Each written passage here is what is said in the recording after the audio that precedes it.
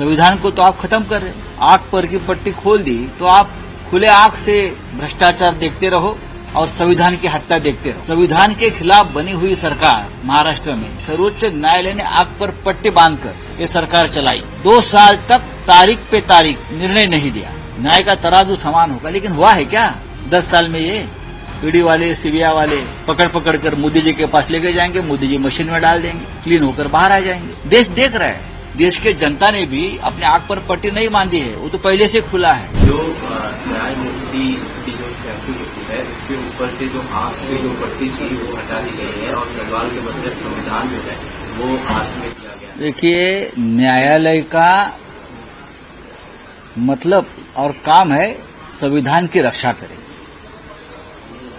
संविधान को बचाए और संविधान की जो इच्छा है उस हिसाब से न्याय दे। लेकिन क्या ये हो रहा है सर्वोच्च न्यायालय में? न्याय देवता के हाथ से तलवार निकाल दिया और संविधान दिया, उससे क्या करने वाले आप लोग? संविधान को तो आप खत्म कर रहे हो। आंख पर की पट्टी खोल दी तो आप खुले आंख से भ्रष्टाचार देखते रहो और संविधान की हत्या देखते रहो। खुले आंख खोलकर देखते रहो और उसका अनुभव हमने लिया है, हमारी पार्टी ने लिया है, शरद पवार साहब ने लिया है। एक संविधान के खिलाफ बनी हुई सरकार महाराष्ट्र में सर्वोच्च न्यायालय ने आंख पर पट्टी बांधकर ये सरकार चलाई। 2 साल तक तारीख पे तारीख निर्णय नहीं दिया। ऐसे बहुत से निर्णय हैं जो संविधान के हिसाब से होने चाहिए थे।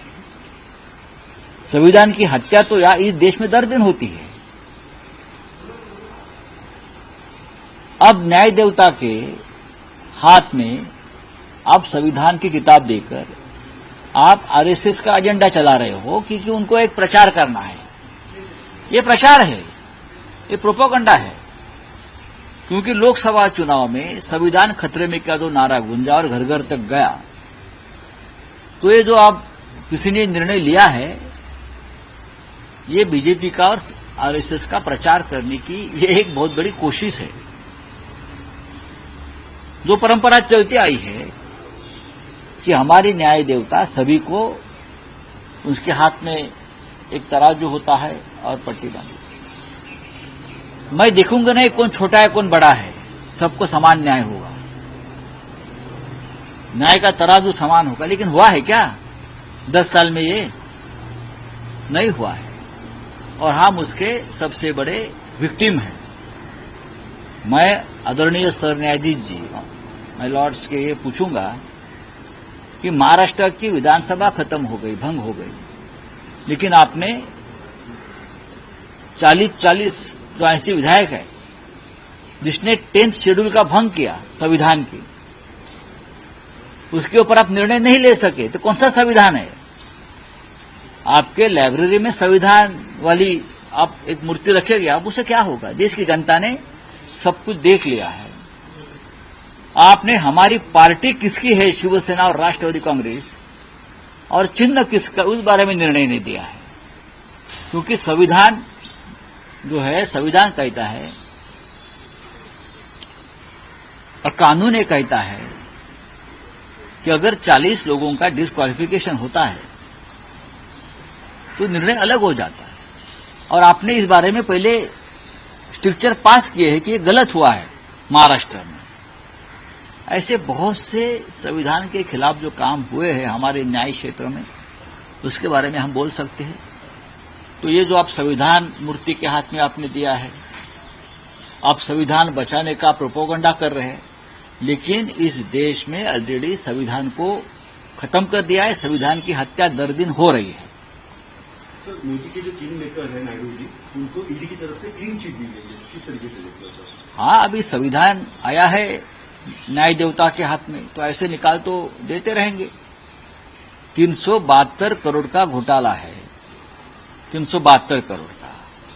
तो स्किल डेवलपमेंट डिपार्टमेंट का 372 करोड़ का घोटाला, लगभग 2 महीने तक नायडू जी जेल में रहे। उनकी 32 करोड़ की प्रॉपर्टी कुर्ग की जब्त की। लेकिन जब नायडू जी को 16-17 उनके एमपी चुन कर आए और मोदी जी को एक सपोर्ट दिया, तो अब नायडू जी को भी वॉशिंग मशीन में डालकर उनको क्लीन कर दिया, क्लीन चिट दे दिया है। ये संविधान हमारा है, आज का संविधान है। हमारा संविधान नहीं है, ये उनका संविधान है, ये उनका कानून अलग है। अब ये और कोई होगा तो ईडी वाले, सीबीआई वाले पकड़ कर मोदी जी के पास लेके जाएंगे, मोदी जी मशीन में डाल देंगे, क्लीन होकर बाहर आ जाएंगे। देश देख रहा है। इस देश के जनता ने भी अपने आंख पर पट्टी नहीं बांधी है, वो तो पहले से खुला है। आपने अभी न्याय देवता की पट्टी खुली है आंख से। आपने न्याय देवता के हाथ से तलवार निकाल दी है, लेकिन ये तलवार जनता के हाथ में है अभी भी। हाँ, बोलिए। जब हरियाणा में अभी चुनाव हुए थे, नतीजे आए थे कि अब एक याचिका जो है सुप्रीम कोर्ट में दायर की गई है, जिसकी वजह से सीटें हैं, अब उसमें दोबारा से चुनाव हो गए। ईवीएम में गड़बड़ी जो है, याचिका में लिखा गया कि ईवीएम में गड़बड़ी की वजह। अगर एविडेंस सामने आए हैं उस बारे में, बार बार सामने आते हैं, लोकसभा में भी हो गया, लेकिन सर्वोच्च न्यायालय ने क्या किया? जो अब संविधान के रक्षक बनकर सामने आए हैं, रिटायरमेंट के लगभग, अब रिटायरमेंट होने वाली है मुख्य न्यायाधीश साहब की, लेकिन ईवीएम के बारे में आपने निर्णय नहीं लिया। इस देश के करोड़ों जनता का ईवीएम के ऊपर विश्वास नहीं है। संविधान कहता है जो लोगों का बहुमत है, आप उसके साथ न्याय करना चाहिए। अगर इस देश की जनता चाहती है कि ईवीएम पे वोट नहीं होना चाहिए, पूरे विश्व में ईवीएम निकाल दिया है, लेकिन हमारे सर्वोच्च न्यायालय ने ईवीएम को भी क्लीन चिट दी है। ये संविधान के खिलाफ है, मैं मानता हूं। और हरियाणा में तो बहुत बड़ा गड़बड़ हो गई है। 0.6%। हरियाणा में डिफरेंस कितना है वोटों में, आपको मालूम है ना? 0.6। कांग्रेस और बीजेपी में 0.6% का डिफरेंस है, और 0.6% में आपको 30 सीट का कैसा फायदा हो सकता है? ये पूरा गणित कांग्रेस के दिग्गज लोगों ने जनता के सामने रखा है, और मुझे लगता है, मैंने भी जब देखा तो मुझे भी आश्चर्य हुआ। लेकिन मुझे नहीं लगता है कि न्यायालय में इस बारे में कोई निर्णय होगा या न्याय होगा, क्योंकि हमने देखा है महाराष्ट्र के बारे में कोई न्याय नहीं होता है। सर, महाविकास आघाड़ी की आज बैठक है।